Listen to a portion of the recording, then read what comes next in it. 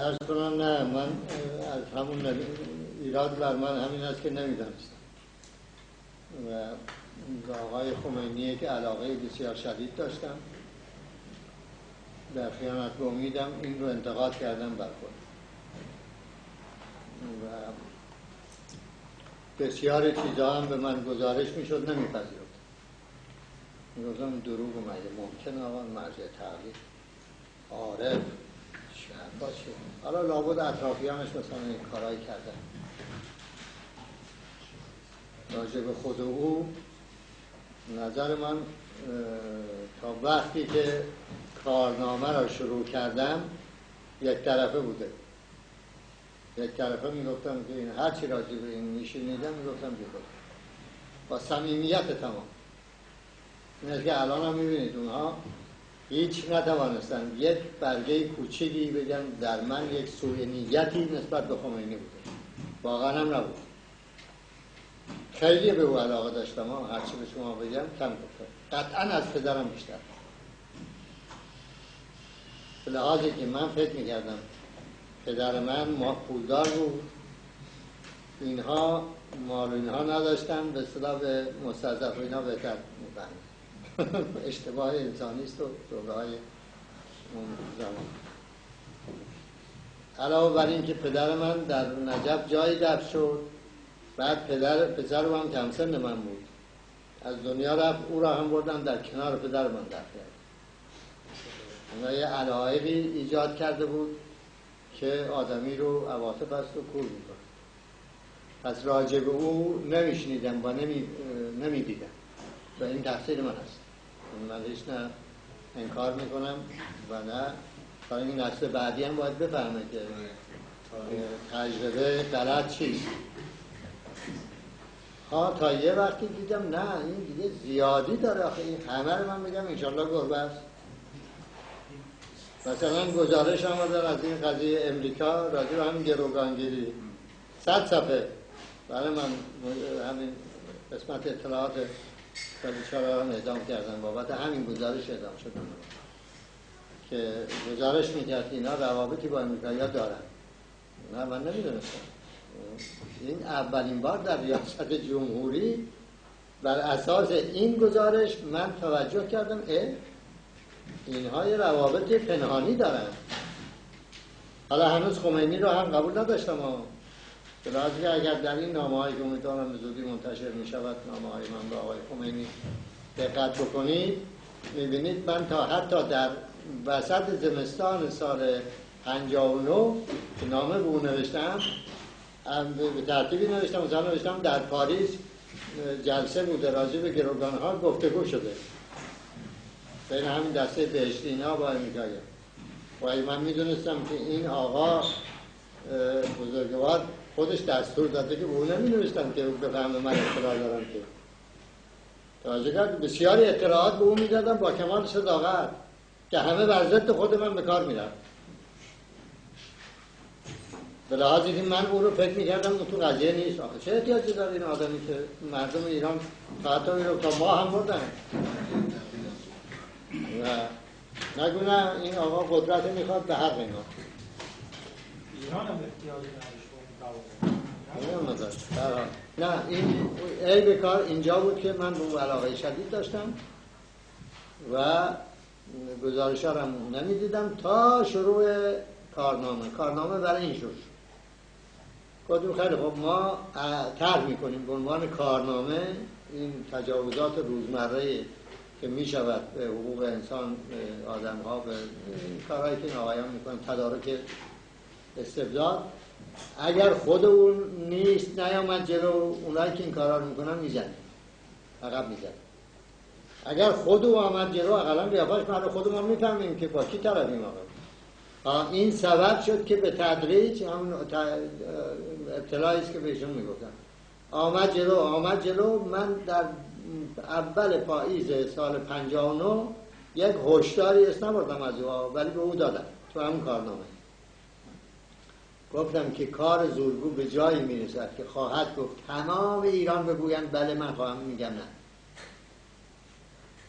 حالا شما اگر ببینید که بعد این در 6 خرداد 8 ماه بعد و 25 خرداد عین این جمله رو گفته، آدم تعجب میکنه، میگه این پیش بینی، من معجزه کردم؟ نه معجزه نکردم، قاعده زوری.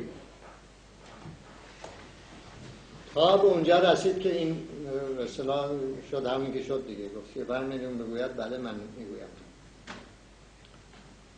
و این یک بهای سنگینی است. الان من 2 دهه است دارم میپردازم بابت همین، و اینه با صداقت تمام به مردم گزارش کردم، در اون کارنامه، بعد هم در خیانت به امید یک خاطراتی هم، بخشی از یک خاطراتی هم به تازگی آماده چاپ شده، به شما چاپ میشه، اونجا هم هست.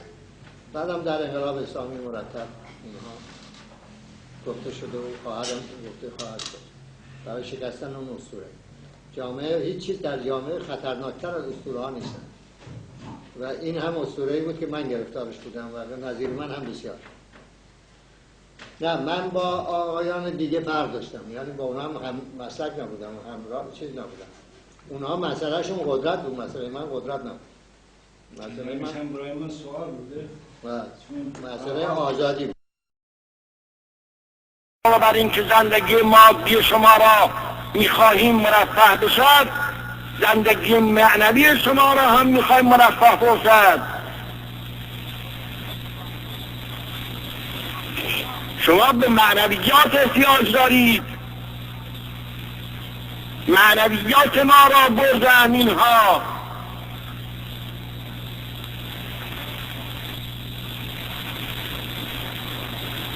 دلخوش نباشید که مسکن فقط میسازیم، آب و برق را مجانی میکنیم، اتوبوس را مجانی میکنیم.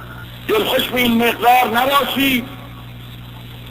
معنویات شما را، روحیات شما را عظمت میدیم. شما را به مقام انسانیت بیرسانیم. اینها شما را منحط کردند، اینقدر دنیا را پیش شما جلوه دادند که خیال کردید همه چیز این است. ما هم دنیا را می آباد می کنیم و هم آخرت را.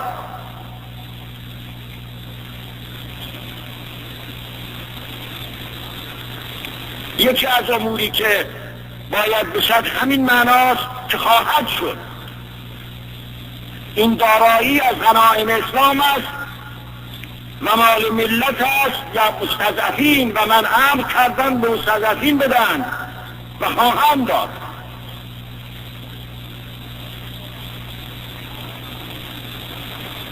و پس از این هم تخفیف‌های دیگر در امور خواهد حاصل شد. لکن یک قدری باید تحمل کنیم، به این نغمه‌های باطل گوش نکنیم. اونها حرف میزنن، ما عمل میکنیم. اونها شما را میخوان دلسرد کنن از اسلام. اسلام پشتیبان شماست.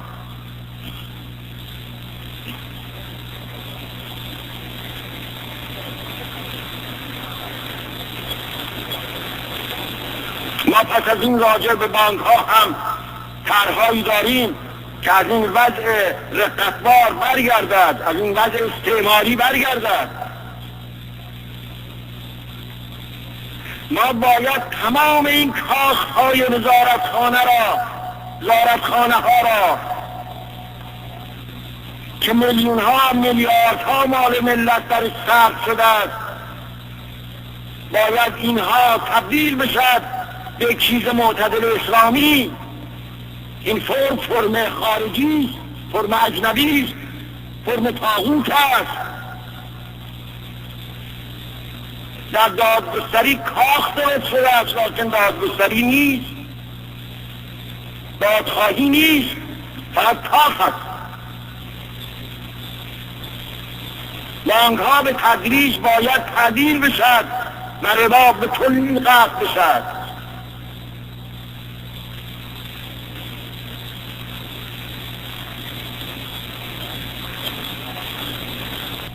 اینقدر ضعیف و نفس نباشید. اونهایی که فرم غربی را بر فرم الهی ترجیح میدن، اینها از اسلام اطلاع ندارند. اونهایی که میگن نمیشد اسلام را در این زمان پیاده کرد، برای اینکه اسلام را نشناختند. و نکته دوم اینه که شاه زمانی که انقلاب سفید و اصلاح اراضی و حق رأی زنان رو مطرح میکنه، گروهی از روحانیون که دارای هدف سیاسی بودن در واقع مخالفت با شاه رو اعلام میکنن و در اون ایام بخش روحانیت ساواک به دو بخش تقسیم میشه. یکی بخش روحانیت سنتی و غیر سیاسی و دیگری بخش روحانیت قشری و افراطی. و در این ایام ما توجه میکنیم که آقای پاکروان خواهان دیالوگ با روحانیت بود، نمونهش هم آقای طالقانی و آقای خمینی. اما چیزی که اینجا هست، خود شاه نمیخواست که حادثه خرداد 1342 به اون شدت برخورد بشه و اسدالله علم شخصا این کار رو انجام داد و شاه تصور میکرد که میل و رضایت انگلستان پشت این قضیه بوده که این قضیه جمع بشه. و ساواک این که بگیم از روحانیت اطلاعی نداشت به نظر من حرفی مقبول نیست. علتش هم اینه که ساواک مثلا نمونه رو که خدمت شما عرض میکنم، کمک مالی آقای رفسنجانی به گروه فدایان اسلام و مجاهدین خلق رو ساواک کشف میکنه. بارها آقای رفسنجانی دستگیر میشن، ایشون بارها تعهد میدن و بارها آزاد میشن که این رو در خاطراتشون علنا نوشتن. پس اینکه ما بیایم که از روحانیت بی اطلاع بود، پس اون همه زندانی چه بود، تبعید چه بود، ممنوع المنبر چه بود. بنابراین نمیشه در همون دوره تبعید میشه به ترکیه. بله در اون ایام تبعید میشه به ترکیه که البته آقای نخست وزیر وقت در واقع کمک کرد به آزادی ایشون، آقای حسن علی منصور. در واکنش ظاهرا به اون سخنرانی کاپیتولاسیون آیت الله خمینی بود. آقای فروغی، اگر نگاهی بکنیم به سرعت به پرونده ارتشبد نصیری، ایشون 14 سال رئیس ساواک بود. بسیاری معتقدن خشونت اون دوره انقلاب رو تسریع کرد. شما چگونه نگاه میکنید به مسئله؟ به عقیده من تمام اینها شایعات بود، کاملا شایعات بود. و در اون موقع توجه بفرمایید که فدایان اسلام تعدادی از نخست وزیران رو کشت، بعد کسروی رو در کاخ دادگستری کشت و همچنین مجاهدین 2 کارشناس مشاورین آمریکایی را کشتن. و بعد سروان عباسی وقتی گرفتار شد، اسامی 600 افسر توده‌ای پیدا شد که اینها میخواستن که کشور را در دامان شوروی رها کنن. پس بنابراین ساواک حق داشته که در اون موقع متوجه مسائل مملکتش باشه، مسائل امنیتی باشه. ولی اون چه درباره شکنجه میگن کاملا دروغه. و آیت الله کروبی در نامه‌ای که به رفسنجانی نوشته که ما که زندانی زمان شاه بودیم هیچ وقت نشنیدیم که به کسی تجاوز بکنن یا کسی این حرف رو به ما زده باشه. یا همچنین آقای فروغی، در اون دوره چه تعداد اعدام شدن؟ آیا آماری شما دارید در ذهنتون؟ اون چه که کشورهای خارجی، یعنی روزنامه‌های خارجی و عوامل خارجی درباره ساواک ایران منتشر کردن، تمامش دروغ بود و کاملا دروغ بود. مثلا در تظاهرات خرداد 42 بیش از 132 نفر کشته نشده بود، ولی گفتن که 3000 نفر کشته شده.